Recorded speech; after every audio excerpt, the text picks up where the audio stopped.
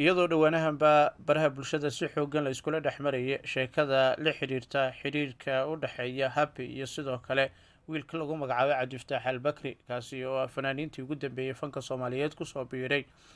ayaa waxaa la arkayay happy oo aada u ilamaaneysa islamar ahaantana u muujinaysa kalgacalka iyo jaceylka iyo muxubada ay u qabto wiilka lagu magacaabo cabdifataax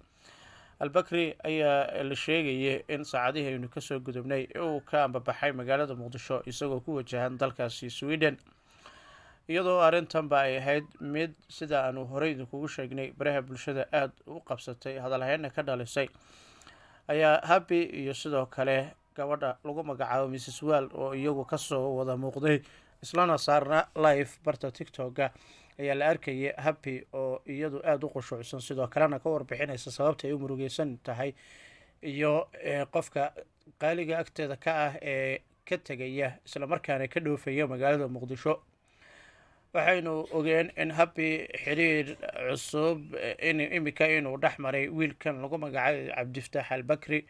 labadooduna ay yihiin fanaaniin nirahde lamaano cusub oo imika la sheegayo in jaceylkooda uu la kulmaye dhibaato kala duwan oo xagga wiil horey xiriir ay u lahaayeen happy, kaasi oo lagu magacaabo cabdulaahi kaashka. happy ayaa waxa ay sheegtay in imika ay la hasaaweyso cabdifataax albakri isla markaana xiriir aada u weyn uu kala dhexeeyo, inkasta oo ay ka gaabsatay arrimo kala duwan oo iyadu la doonaya in baraha bulshada ay dadweynaha ugu sharaxdo kuna saabsan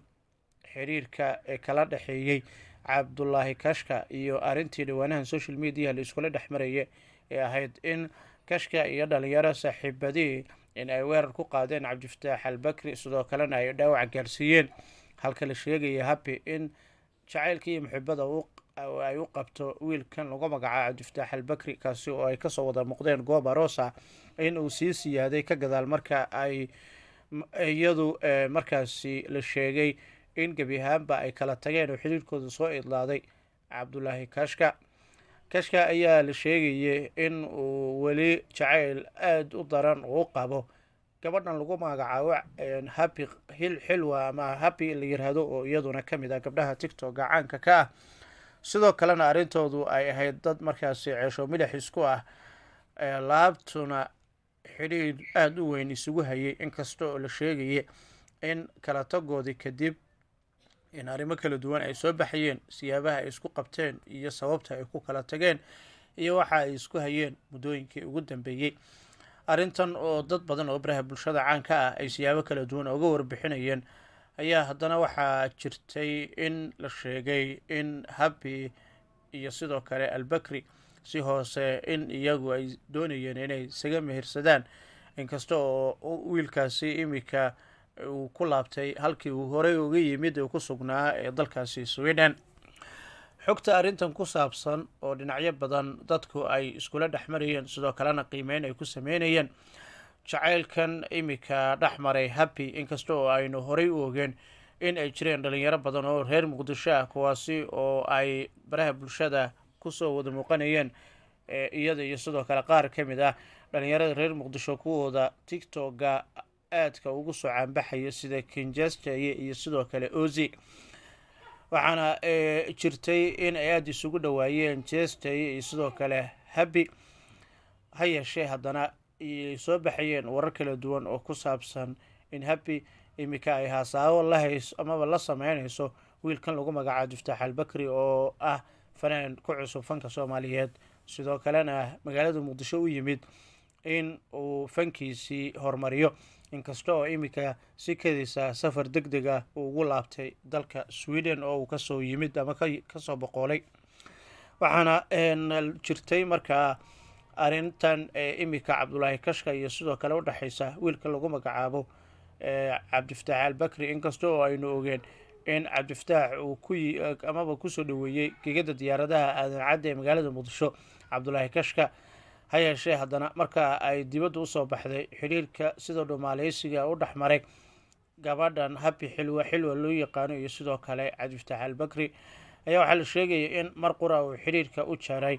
cabdulaahi ee wiilkii uu kusoo dhaweeyey garoonka magaalada muqdisho, sidoo kalena cadaawad hor leh ay labadoodu ka dhalatay, inkasta oo arrintan ay ahayd mid u dhexaysay hinaaso dhanka jacaylka. inkasta oo la sheegaya in happy ay ka tashatay oo gebi ahaanba xidhiidhka ay u jartay cabdulaahi kashka, cabdulaahi ayaa dhanka kale ka quusan la jacaylkii iyo sidoo kale muxibadii ay isu hayeen happy iyo isu soo dhawaashihii muddooyinka ugu dambeeyay laga dhex arkayay. waxaana ay jirtaa marka aynu dhalinyarada soomaaliyeed social mediaha iyagu aadka iskula hasaawayo oo iyaguna siiba marka xidhiidhkooda uu dibadda usoo baxo, sidoo kalena xidhiidhkooda uu noqdo mid aan caga badan ku taagneyn, iyada oo dhanka kale ay jirto kala shaki iyo hinaaso labada dhinacba, kalsoonidiina halkeedii ay markaasi joogeynin oo dadku marba haddii xidhiidhkoodii uu madmadow iyo kala shaki soo food saaro ay adag tahay in ay sii wada joogaan oo ay sii wada hasaabaan. dhanka social mediaha marka aynu eegno xilwa waxay dadku ku barteen oo ay kusoo caanbaxday tiktoka, waxaana ay muuqaalo kala duwan la sameyneysay koox ka dhisan magaalada muqdisho oo iyaguna aada markaasi baraha bulshada ugu soo bandhigo sheekooyin qosol ama jaajilo kooban oo ay dadka kaga farxiyaan kagana qosolsiiyaan oo social media siba tiktoka ay kusoo gudbinayeen. inkasta oo happy imika ka gadaal marka ay soo caanbaxday oo magaceedu sare u kacay la sheegayay in ay aada uga agdhoweed fanaaniinta soomaaliyeed, haddii ay noqon lahayd qamar sugaani